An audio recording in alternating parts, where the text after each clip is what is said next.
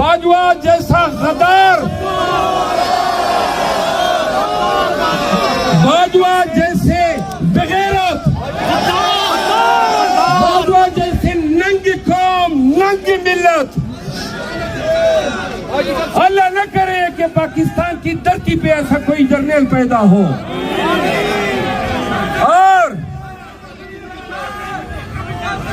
और इस बाजवा ने और बाजवा के बाद जब शहबाज शरीफ ने आसिम मुनीर को आर्मी चीफ बनाया,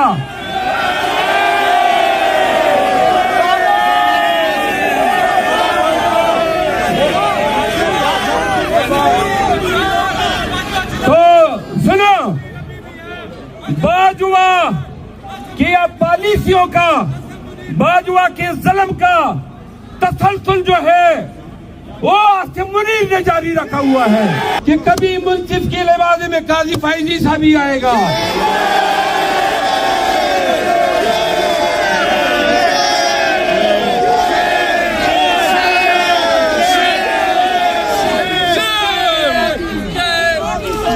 जनाब पाकिस्तानियों, ये पूरे पाकिस्तान को एस्टेब्लिशमेंट ने और अदलिया ने मिलकर यरगमाल बनाया हुआ है।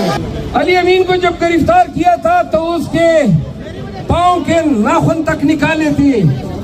38 घंटे तक सुना, 38 घंटे तक उसके गर्दन में हथकड़ियां, हाथ गर्दन से बांध के उसको सिंध ले जाया गया और 38 घंटे तक हथकड़ियों में मलबूस होने की वजह से अली अमीन आज भी गर्दन को सही तौर पर हरकत नहीं दे सकता। और ये भी सुनो, ये लीडर बताते नहीं है कि इनके साथ जेलों में क्या हुआ।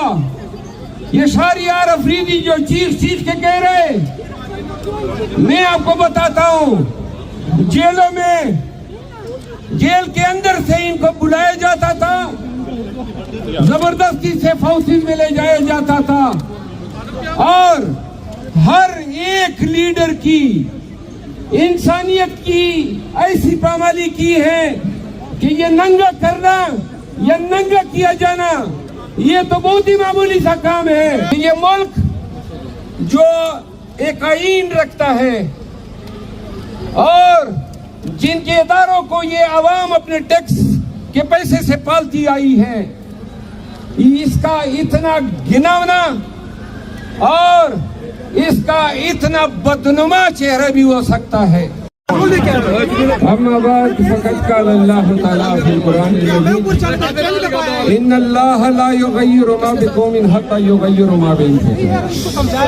खामोश हो जाए ना, प्रोग्राम खराब कर रहे हैं, प्लीज रिक्वेस्ट किया ना आपको, थोड़ी सी खामोशी दरकार है आपकी।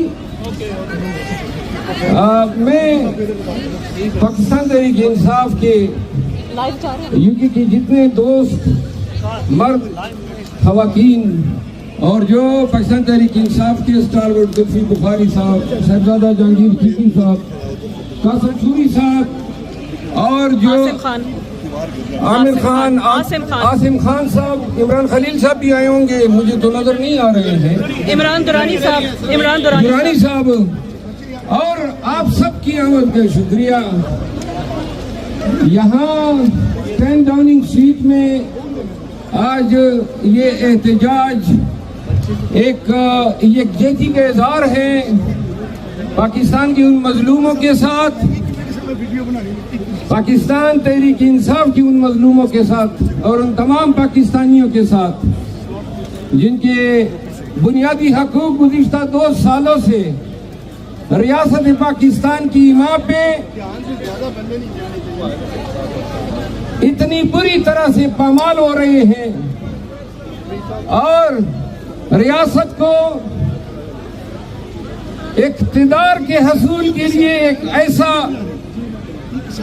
खेल बनाया हुआ है कि मैंने जो 2 साल में देखा, पाकिस्तानियों आपने कुछ ने सुना होगा, कुछ ने खुद ऑब्जर्व किया होगा रियासत का इतना मकरूज चेहरा अपने शहरियों ने दुनिया के किसी मुल्क में नहीं देखा होगा।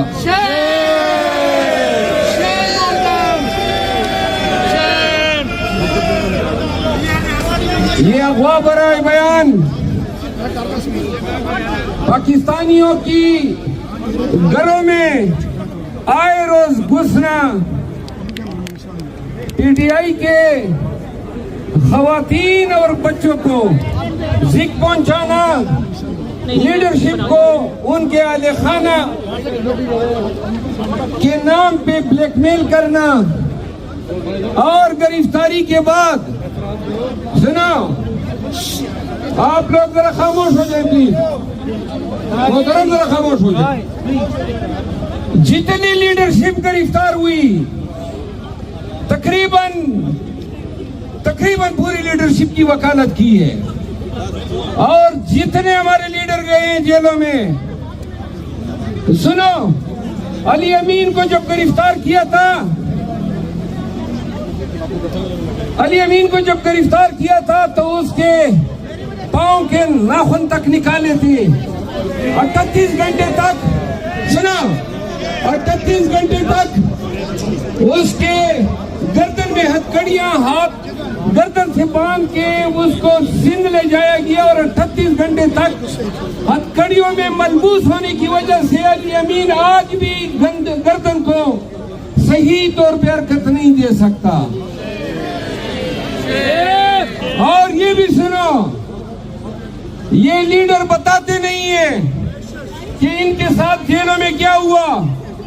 ये शहरियार अफरीदी जो चीख के कह रहे, मैं आपको बताता हूं, जेलों में, जेल के अंदर से इनको बुलाया जाता था, जबरदस्ती से हाउसेज में ले जाया जाता था, और हर एक लीडर की इंसानियत की ऐसी पामाली की है कि ये नंगा करना या नंगा किया जाना, ये तो बहुत ही मामूली सा काम है।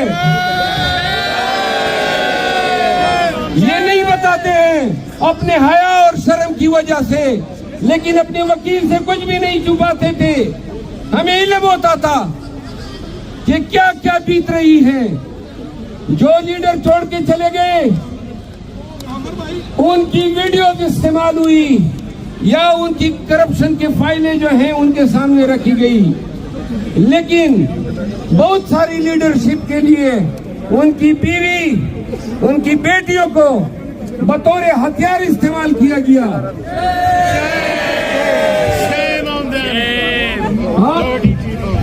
आप एक किस्सा सुन लें, एक किस्सा मैं आपको बताता हूं तो आपको इदराक होगा कि पाकिस्तान में पीटीआई के लोगों पे क्या गुजरी और हम पे क्या गुजरी।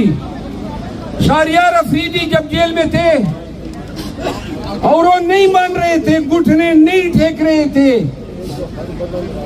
वो एफेट में, एफेट एक सेक्टर इस्लामाबाद का, उसमें रिहाइश पजीर थे और मैं भी वहीं पे रिहाइश पजीर हूँ। तो उनकी बेगम की कॉल आती है, शाम की 7 बजे का वक्त है, अंधेरा फैलने वाला था, उसकी सांस फूल रही थी, और वो कहती है कि भाई किधर हो।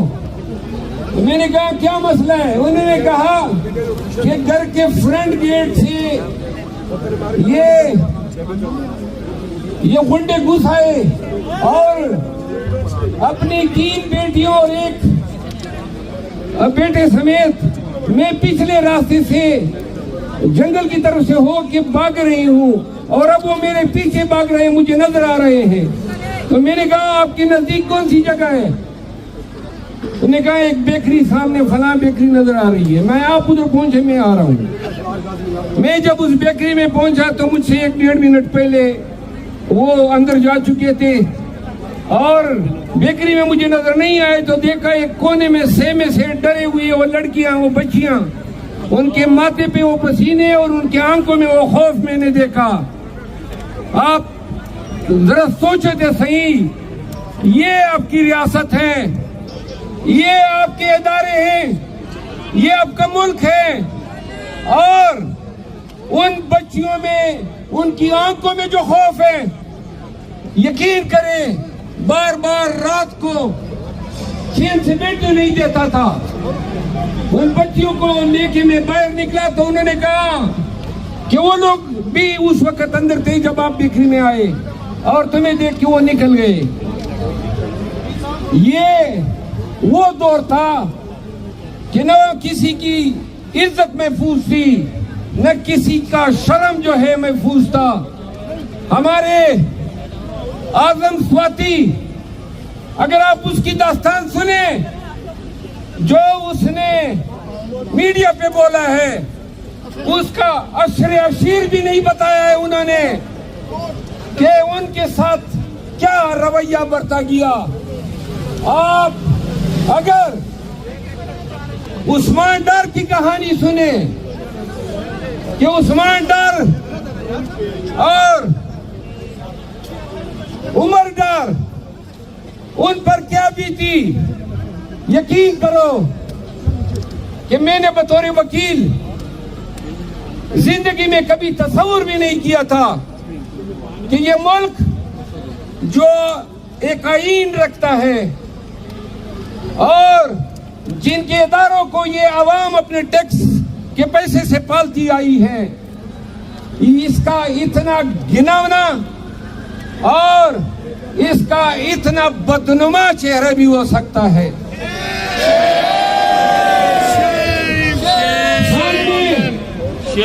खान ने अक्टूबर 2022 में बताया था जब लंदन प्लान हुआ कि पहले ये नवाज शरीफ को लाएंगे, वीडियो आप अभी भी देख सकते हैं, और फिर वो उनको लाने से कबल मुझे गिरफ्तार करेंगे। खान ने ये भी बोला उस इंटरव्यू में कि पीटीआई पे अटैक होगा और पीटीआई का शिराजा बिखेरने की कोशिश होगी। खान ने यह भी बताया था कि इलेक्शन भी होंगे और इलेक्शन हम जीतेंगे, और खान ने यह भी बताया था कि वो हमारे जीत को शिकस्त में भी तब्दील करने की कोशिश करेंगे। ये वीडियो आप जरूर देखें। जब लंदन प्लान होता है, ये बाजवा ने जो किया,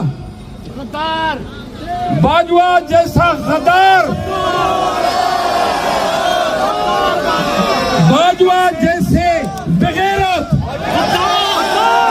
बाजवा जैसे नंगी कौम, नंगी मिल्लत, अल्लाह न करे कि पाकिस्तान की धरती पे ऐसा कोई जर्नल पैदा हो।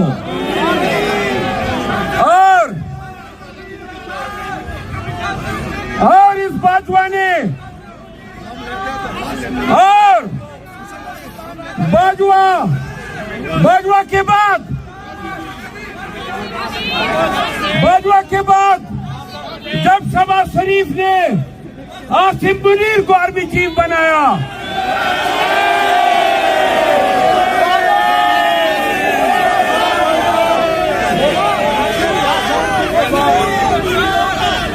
तो सुनो, बाजवा की पॉलिसियों का, बाजवा के जुल्म का तसलसल जो है वो आसिम मुनीर ने जारी रखा हुआ है।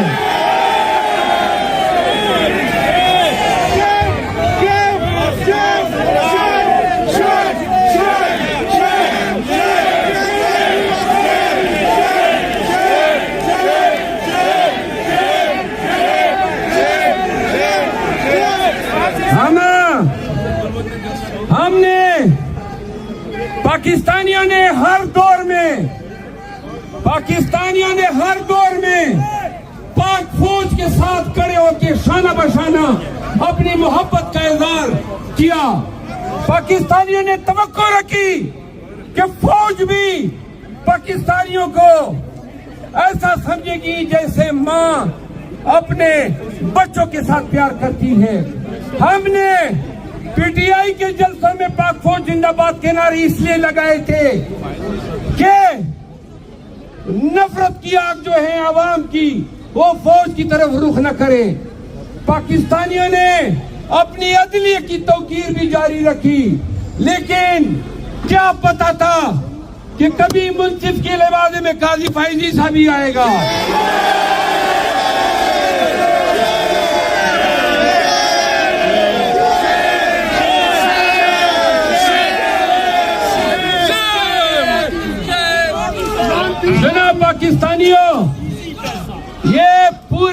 पाकिस्तान को एस्टेब्लिशमेंट ने और अदलिया ने मिलकर यरगमाल बनाया हुआ है। और सिर्फ एक बात मैं आखिर में कहना चाहता हूं, 25 करोड़ आवाम एक दफा, सिर्फ एक दफा ये फैसला करो कि ये जो वर्दी पोश हमारे खुद साख्ता हुक्मरान बने हुए हैं, जो पाकिस्तान को 76 साल से कंट्रोल करते आ रहे हैं, आपके हमारे लीडर को जेल में पाबंद सलासल रखा है। एक दफा ये कौम गैरत कर ले। मैं खान के साथ और पार्टी की आदत के साथ ये कहता आया हूं कि खान तब निकलेगा जब हम बाहर निकलेंगे।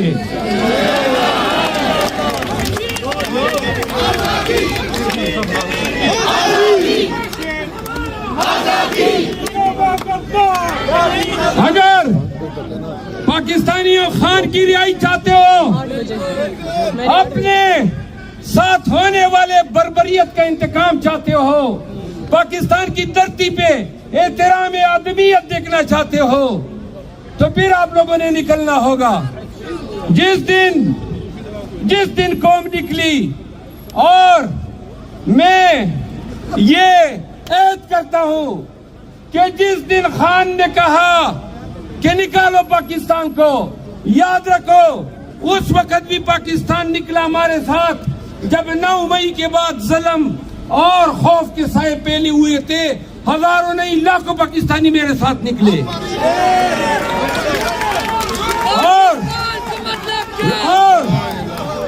और ये जेली हुकूमत, ये नानी और ये शलवार शरीफ,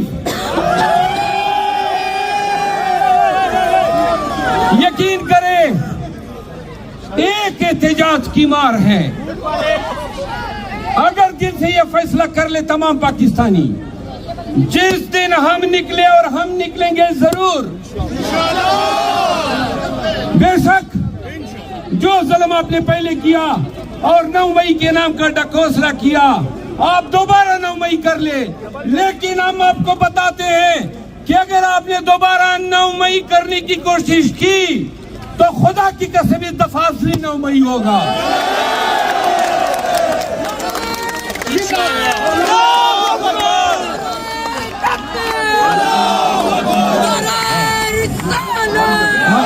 और बस याद रखो पाकिस्तानियों, याद रखो एक दफा जो है ये जिंदगी जो हम जी रहे हैं पाकिस्तान में, इससे घटिया और बेगैरत जिंदगी कोई हो ही नहीं सकती है। और बेहतर है कि हम दलेर और बहादुर की तरह जान दे दे अपने एहतराम की रिकवरी के लिए, अपने हकूक की रिकवरी के लिए। वादा है, कोई मेरा खान के साथ या पार्टी के साथ एहतजाज के मामले पे कोई इख्तिलाफ नहीं है। याद रखो ये पठान की जबान है, जब भी एहतजाज की कॉल होगी तो सफ़े अव्वल में खड़ा हूंगा और पूरा पाकिस्तान निकालूंगा। आप सबकी आमद का, आपकी मोहब्बतों का, आपका खान के साथ यदारी गेती का मैं आपको मनो ठनो की हिसाब से सलाम पेश करता हूँ। जी, जब